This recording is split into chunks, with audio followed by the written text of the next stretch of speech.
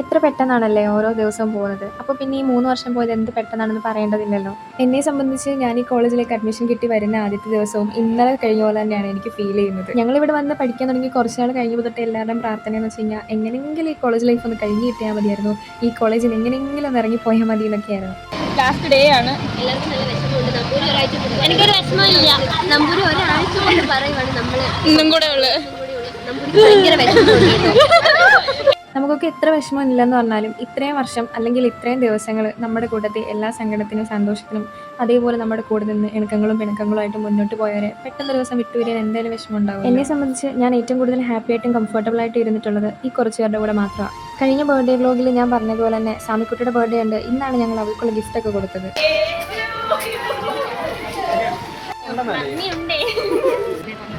നമ്മുടെ 3 വർഷത്തെ കോളേജ് ലൈഫിൻ്റെ ലാസ്റ്റ് ഡേ ആണ്. ലാസ്റ്റ് ഡേ എന്ന് പറഞ്ഞാൽ 2 ക്ലാസ് ഇന്നോടെ ഉള്ളൂ. നമുക്ക് ഇനി തൊട്ട് മോഡൽ എക്സാം, മെയിൻ എക്സാം, പ്രോജക്റ്റും കാര്യങ്ങളൊക്കെയാണ്. പിന്നെ ഒരു ഫെയർവെൽ ഉണ്ട്. അത് നടന്നും നമുക്ക് പറയാൻ വേണ്ടി പറ്റും. പിന്നെ വിഷമമുണ്ട്, എല്ലാവരെയും മിസ് ചെയ്യുന്നുണ്ട്. പക്ഷെ ഒരു തരത്തിൽ നോക്കിക്കഴിഞ്ഞാൽ തീർന്നു എന്തെങ്കിലും നന്നായി, ആരെയും ഞാൻ മറക്കത്തില്ല. അത്ര നല്ല മെമ്മറീസ് ആണല്ലോ കിട്ടുന്നത്. പക്ഷേ സങ്കടമുണ്ട്.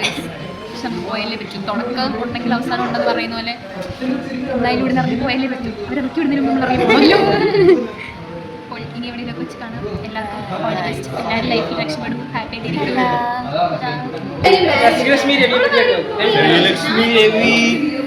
ഒരു 1 മില്യൺ അടിക്കാൻ ഞാൻ ആഗ്രഹിക്കുന്നുണ്ട്.